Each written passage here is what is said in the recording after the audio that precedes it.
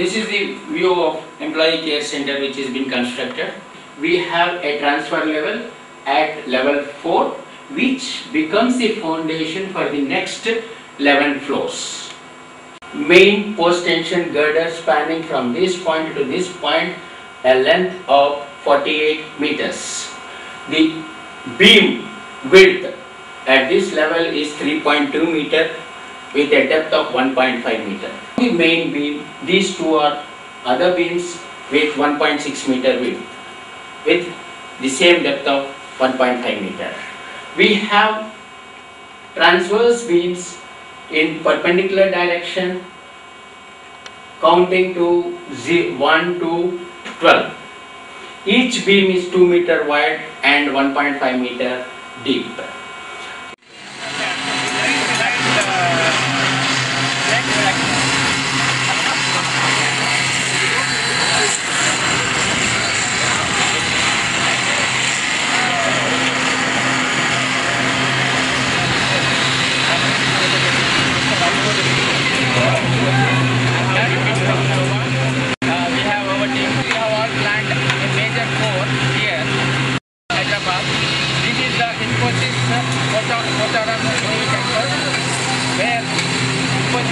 Of a campus, and the particular building where we are standing is employee care center.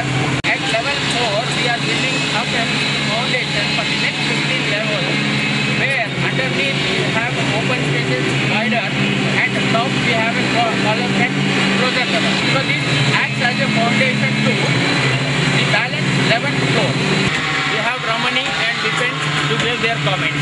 Vipin, I am representing the contractor on this project. We are basically working to one another. As my friend Dinesh had explained, basically on the kind of challenges which we have faced in terms of producing such a great team and especially design transfers level. It was a real experience and a challenge. It was greatly done, great brainstorming session along with the PMC head, Ganesh, and of course nothing comes out until we have a great client here who supports us in each and every kind of endeavor. Going in very specific, each and every status of construction, which was challenging, and how we overcome that challenge, and today what we see. Thank you. As explained by the colleagues, it's been a very challenging opportunity for us to plan this huge report happening in Hyderabad. It is a history of sorts. It's a part of the culture because there's been a lot of detailed planning that's gone through the entire operations, and currently seeing now on site. Proud and happy with the lot of teamwork. Thanks to Soma, CRC, and all our consultants, RFC teams, and other people who have made this successful. You will see other details that are being followed now by Ganesh. Thank you.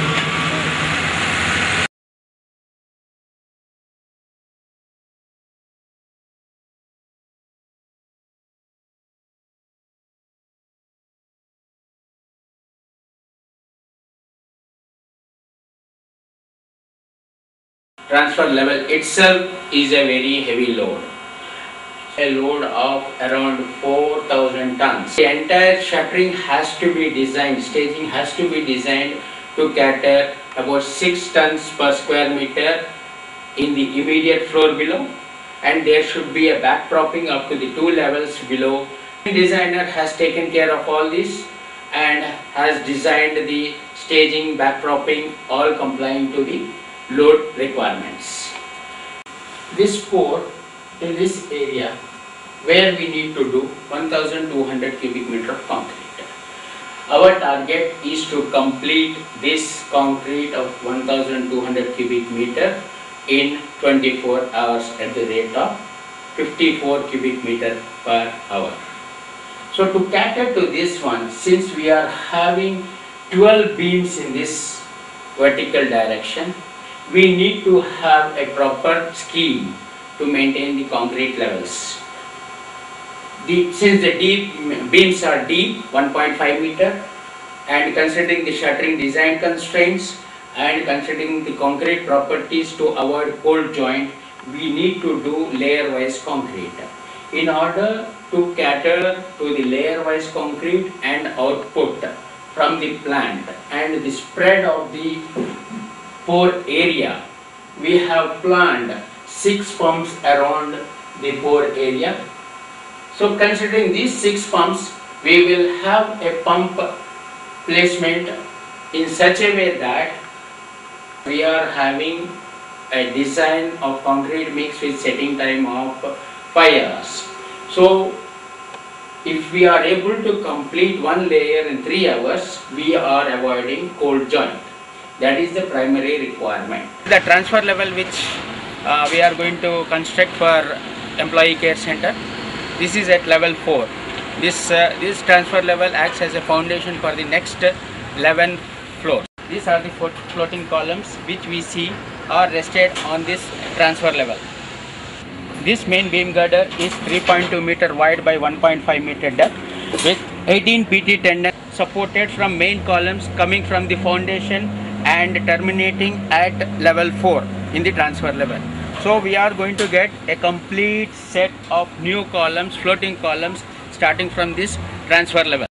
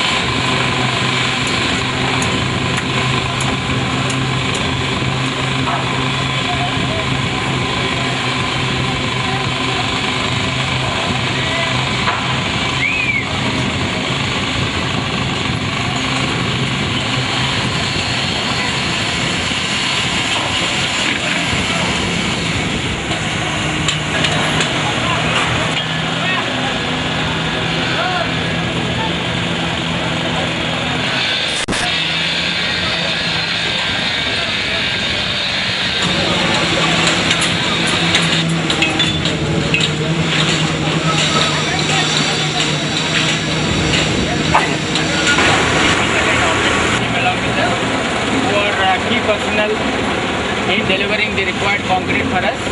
So now I hand over the demonstration to RMC team. We have 2 plants here. One is of 60 cubic meters per year per hour and 30 cubic meters batching plant onto my right hand side. This is the temperature control concrete wherein we need to take additional measures. One is with the water where the temperature of water needs to be controlled, for which we have procured ice wherein it will be converted to a system and it is converted into a fresh water. All the water and temperature will be explained by technical head later. The TMs have been covered with ASM cloth and it is being watered to control the temperature. Apart from chilled water which is being used for concreting, we have a temperature control concrete which is less than as desired, less than 30 degrees temperature. These are the precautionary measures taken by us to have second control apart from the chilled water being used. Coming on to the aggregate. Water is continuously sprinkled over aggregate to bring down the temperature of the aggregate to help concrete. This is where the trucks happen because the trucks have been loaded here. After the load, an inspection chamber where the concrete can be checked visually before the truck leaves out of the premises. And concrete is being taken as a sample here for the slump and to check the temperature of the concrete and the cast is used out here as a check.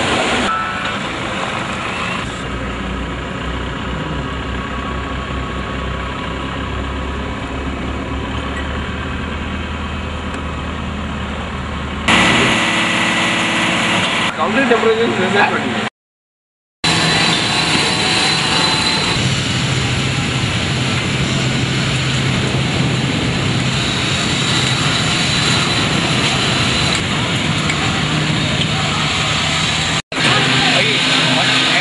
It is a big challenge to maintain the temperature of concrete, as your heat generated in concrete will be enormous as the time passes and it will be peak 48 hours after completion of concrete pour.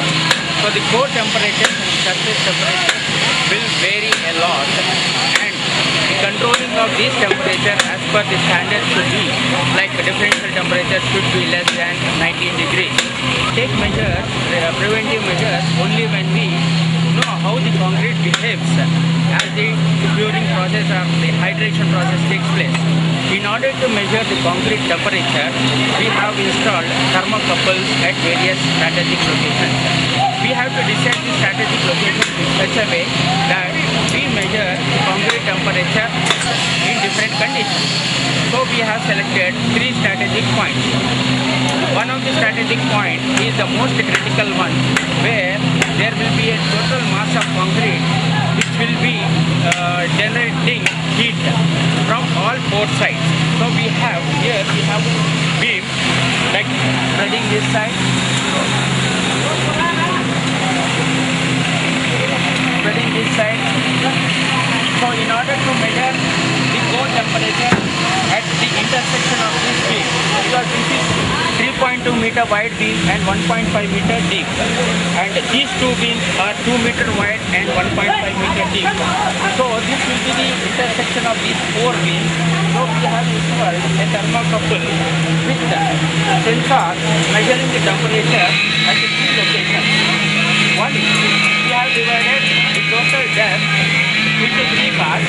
So we have one sensor right at the middle, that is 750 mm from the bottom, one at 200 mm below from the top surface, one 200 mm above the bottom surface. To measure the surface temperature, we have one more sensor right at the top of the surface of concrete, finished level of concrete. So we will be measuring temperature in 3 locations: central core, bottom, top, and we have a surface temperature. So this one, when we measure this temperature, we get a clear picture how the concrete temperature and the hydration generated in this concrete. So this helps us in finding out the difference of temperature between the center core and the surface. Second strategic point, where we have intersection of beams in 2 directions. So we have one beam in this direction and one beam in this direction. So this is where the surfaces are exposed. Nearest surface is very near the second condition. So here again we have 3 thermocouples. Again these temperatures are recorded in a system where we can monitor the temperature, core temperature, how it is behaving.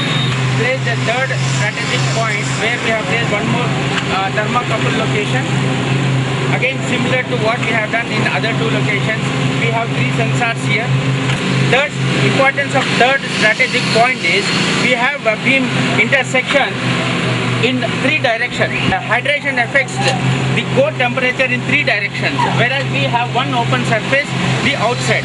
So this is the third point where we get a different angle of behavior of concrete due to hydration.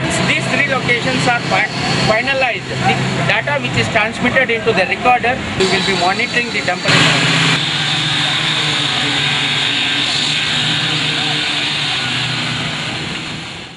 It has been a fantastic day on Sunday, where we have concreted about 1000 cubic meters of concrete in exactly 15 hours. The rate of pour has been 70 cubic meters. Post concrete is a major concern and the challenge, where we have to control the heat of radiation and temperature, especially the differential temperature between the core and surface should be less than 15 degrees as per the standards. Devised a post-pour concrete treatment or methodology, where we will use LDP sheet as first layer, preventing the moisture being evaporated from the surface. Then put up a 75 mm high density polystyrene styrofoam, and then again put one more layer of HDPE sheet, and then fill it up with 50 mm sand, so that the whole system suppresses the heat within the concrete core cells and does not allow any heat to dissipate out. We have not poured even a single drop of water on the surface of the slab after it has been completed. This is surprising to many people, but the result is visible to all. Now, if you see the surface here, it is dry, absolutely dry, because this is exposed to the open ambient temperature, ambient atmosphere, which is allowing the internal heat to dissipate. Thereby, the moisture from the core is being evaporated. Now, on the contrast, if you see the system where we have followed, it becomes crystal clear. The temperature here is normal. Once you lift the core, top layer of sand and polythene sheet, then styrofoam is lifted. Now we can see how much moisture, and it is damn hot. When we see the readings, we will know how hot this is, and the entire water within the concrete has been retained under the sheet. So we have put up a layer which is restraining water within the concrete itself and not allowing any moisture from the concrete to evaporate into the surface. Thus, we are protecting the structure, and the basic principle of having 19-degree temperature difference between the core and surface maintained well within the limits.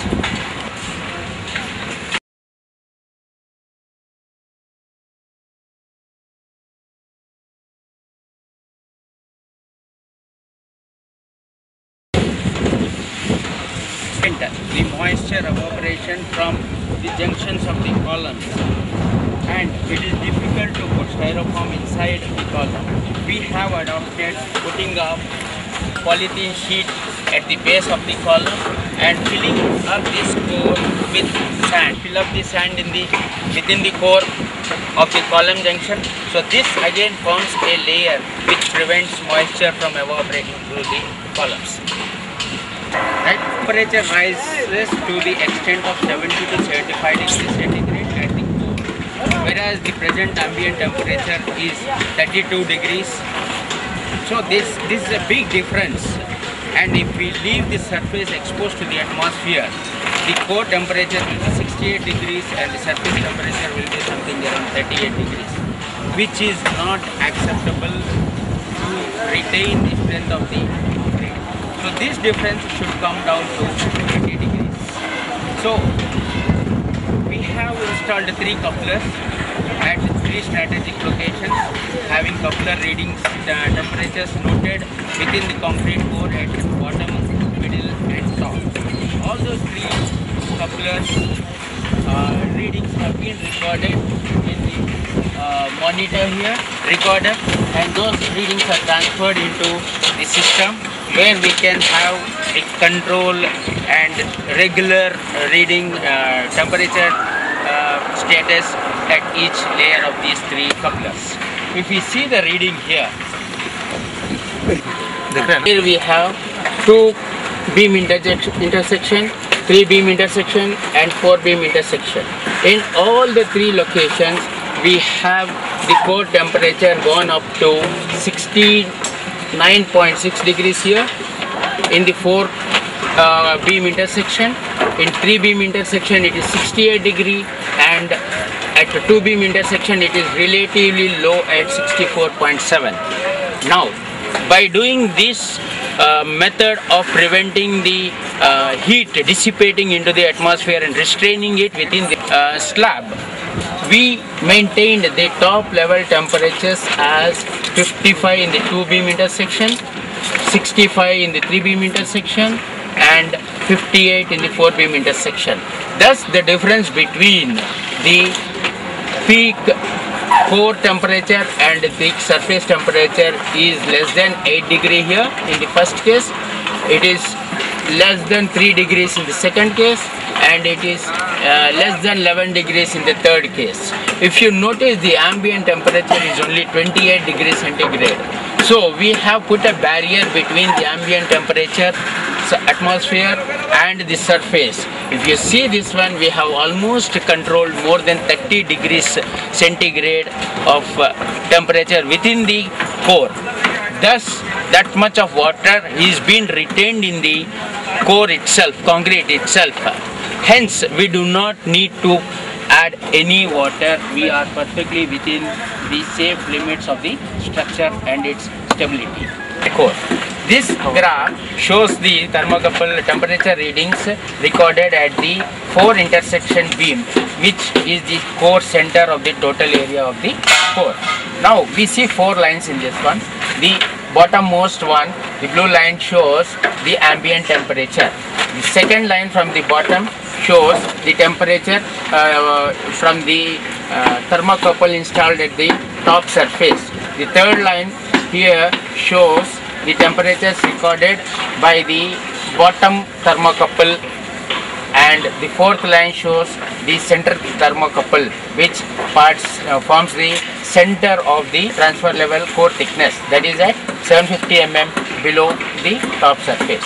Now if we go through the readings, this part is before commencement of concrete.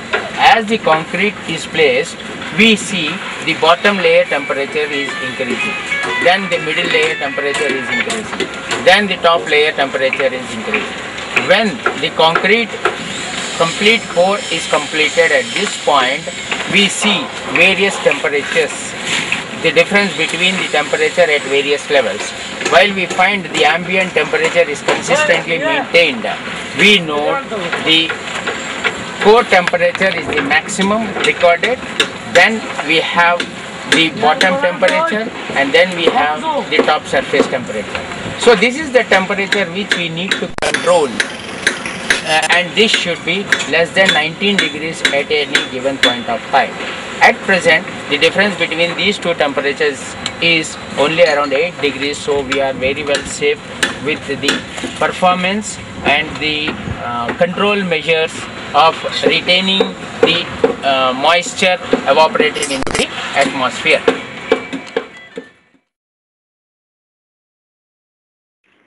Here we note at the end of 7th day or after 7 days, when we remove the top insulation boards along with the HDB sheet, it is surprising we note that still there is enormous amount of water under the polythene sheets, which is quite visible. It has been an enormous experience for each member of our team, and every step in this process is a learning curve which is very valuable and improves their knowledge. I thank every member of the team for the fullest cooperation extended in successful completion of this course. I also thank the intellectuals in the field who have supported us with their timely advice. Thank you.